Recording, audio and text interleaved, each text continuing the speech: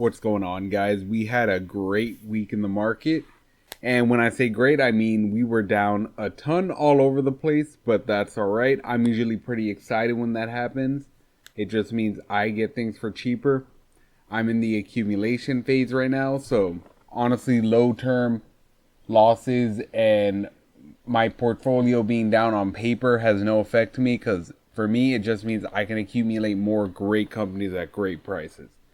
So let's just go through and go ahead some stocks, see some of the moves that were happening this week, and then we'll go ahead and move over to what I actually did and what my plan is going forward.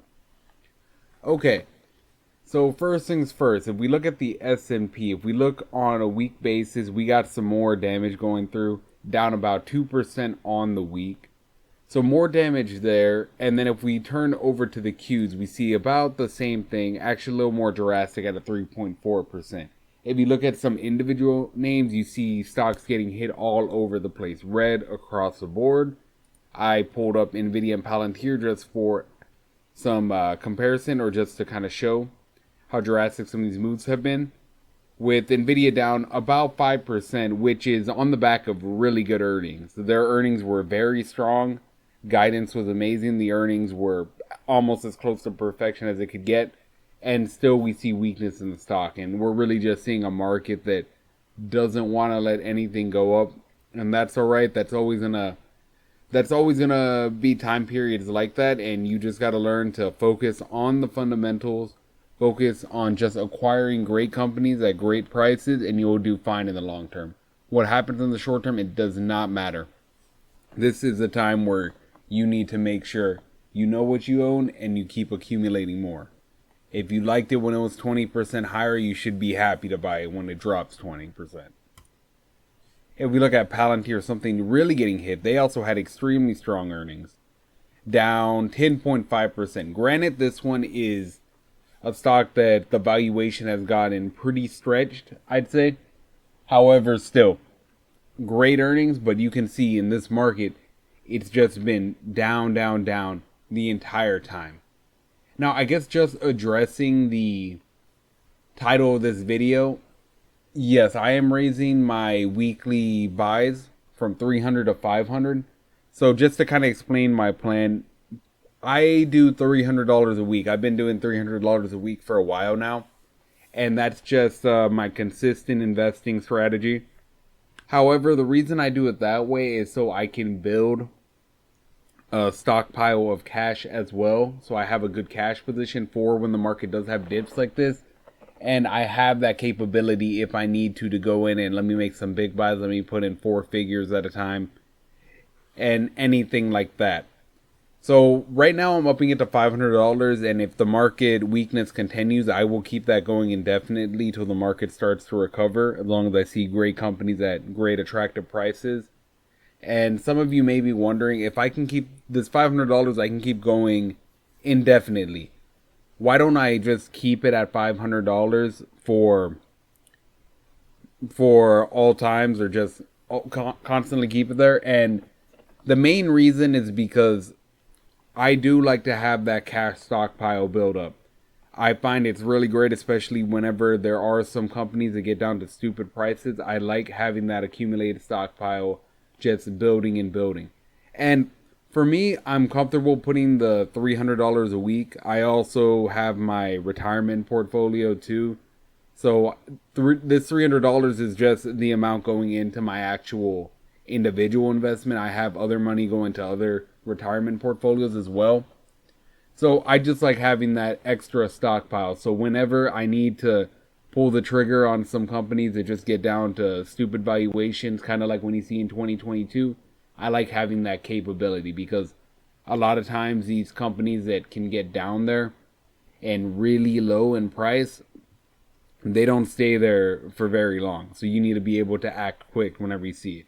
Something like when Meta first jumped under $100 a share back in 2022. So that's my reasoning there. I just like having the stockpile building up, and I find that just a good consistent strategy I like to personally use. So getting into what I bought this week, if we bring this up right here, I actually had multiple buys. So like I said, I raised to 500, so we're able to buy a little more. So I was buying through Thursday and Friday, I believe, which, or no, Wednesday and Thursday are when I had my buys for this one. So the Honest Company, on Wednesday, I went ahead and picked up 15 shares at $2.60. And then on Thursday, I decided to go ahead and let me pick up another 10 shares at $2.55. Now, with the Honest Company, I spoke about this before. I'm not going to go too in depth. I just kind of want to cover my weekly moves. But basically, my thesis on this, their price to sales is relatively low comparative to the category. I personally thought the earnings were pretty decent and they were going ahead of competitors. So I think a lot of their problems are more macro driven. On top of that, I'm very comfortable holding the company because they have a pretty strong balance sheet. I believe it was like over $70 million in cash, no debt. And the company's trading at under a $300 million market cap. So they have almost a third of their market cap in cash with no debt. So for me, I'm fine holding that. I have no problem with it, and I'm continuing just to slowly add to my position over time. So, next one that y'all probably heard me talk about this one all the time till I'm blue in the face. But PayPal, I had to pick up more, and again, like this stock is turning into one of my largest positions of how heavy I've been buying it lately. But I do just have conviction on the stock. I have conviction on the stock long term. Over the short term, over the next couple of months, even the next year, I'm not sure what the price of the stock can do. But what I do know is when I look at those earnings, transaction margin is improving. The share count continues to go down and decelerate. Venmo is showing very good, nice growth. And I'm seeing every day, it feels like there's just different partnerships or different integrations going through. So I am perfectly fine just acquiring and just holding this. So yeah, just kept acquiring this. So Thursday I picked up 2 shares at $59, which getting to the 50s again was kind of insane. I did not expect that, but it is a stock market, and like I said, paper losses mean nothing. This game I'm playing, I'm looking at what my portfolio is going to be in 5 to 10 years from now. I could care less how much I'm going down right now in the next couple of months or even the next year. I have steady income. I have less expenses than the amount of income I'm bringing in by a considerable amount. So I'll be solvent the entire time, and I'll just continue acquiring. And this is really the best case scenario. The more I can just keep acquiring these shares and acquiring these shares at cheap prices, and the more these prices stay cheap, the company themselves with the buybacks are going to be able to take off more of the float off the market. So yeah, this is just going to make for overall long-term better returns. So if I have to take a short-term hit on my returns because this doesn't move for a bit in order to secure long-term gains, I am fine with that. And I have no problem. I have a lot of conviction in this.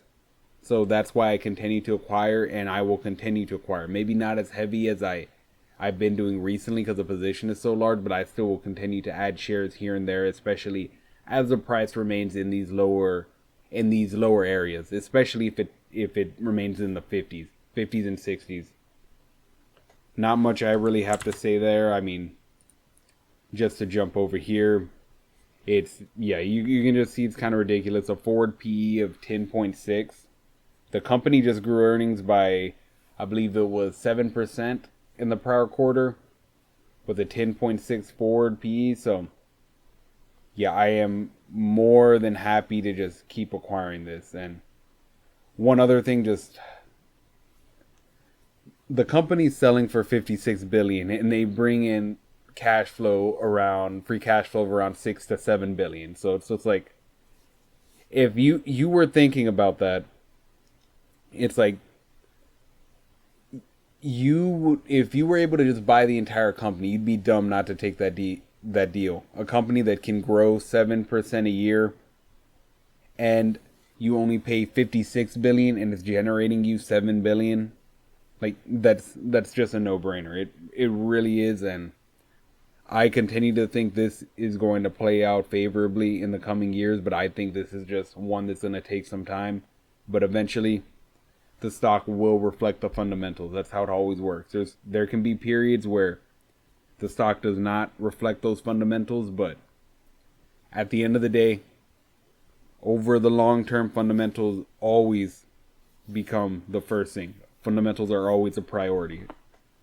Anyways, I guess since we have this up, we can kind of look at the movement during the week. As we can see, down 3%. It started to recover a bit today. Today it was up about 4%, I believe. But we can see it reached all the way the lows of 58, which was kind of insane. I did not expect that, but stock market, man, so unpredictable. Now the final one. I added more Meta, which this is actually my largest position in my portfolio by a pretty sizable margin, I'll say. So, on Thursday, I went ahead and added a quarter of a share at $585 a share, and today, Friday, I went ahead and added another quarter of a share for $589. Now, this is my largest position, which is why I'm not going insane with the buys. But when I saw how strong the growth was, and really just re-listening to that conference call and how great things are trending, especially for the price Meta is selling at right now, I think it's just a no-brainer, and the stock is such a great value. And if I didn't already have such a large position, this would be where the majority of my money would be going, not PayPal, because this is such a great option. And I've said it before and I'll say it again. I truly believe this company is going to be the largest market cap company in the world. I see so many, not even in terms just of their family of apps. I know people always clown on the Reality Labs, but I see so much potential there with the AR glasses to drive so much revenue. And my main thing, maybe it's just because of the field I work in accounting, where I'm always using multiple screens, but I just see so much use for a decent set of AR glasses that if they can get down in a price point, that $400 to $500 range, let's say somewhere around there, and they can get a decent form factor. If I could get some AR glasses that I'd be able to connect to my work laptop, that way I can have multiple monitors, so when I'm on client site, I can still have my multi-monitor setup. I think that's going to help so much for work. So I think people are really sleeping on that opportunity. People don't ever take it seriously. And the great thing with Meta is because it's so attractively priced, you don't even really have to consider that or take that into account whatsoever, because their core business is so strong. But I just think that's a growth lever that a lot of people don't take fully into account, how great that could potentially be. And I really do truly think that. So that's my reason for adding my position. And on top of just adding it, I know I'm rambling a bit, but on top of just adding it in my current main portfolio and just slowly accumulating, like I said, I'm not buying crazy aggressive because it's already such a large position, but I'll still continue to buy here and there. On top of this, I have been contemplating it, and I think I'm going to start adding it to my retirement portfolio as well. In my retirement portfolio, I usually split my buys between the QQQ and VU, just so I'm more diversified. I like to keep my retirement portfolio more hands off, less individual stocks, and just keep it in index funds. That's why I don't really have to think about it. I just throw it in every month, and I like to be a little more conservative on that portfolio. However, I do think I'm going to start putting a small portion just into Meta every single month as well.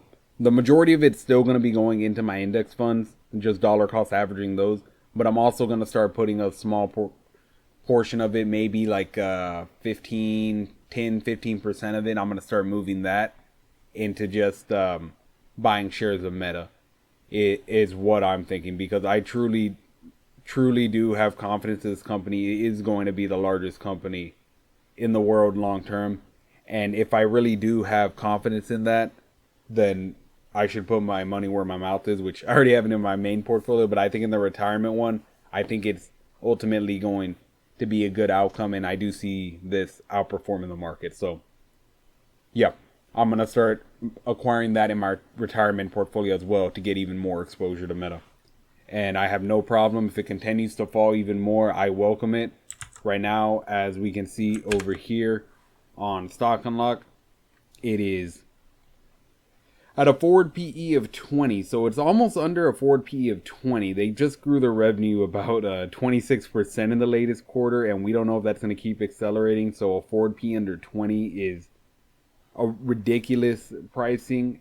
And yeah, if it continues to fall, I will buy a little heavier, but like I said, still got to be a little bit disciplined on it.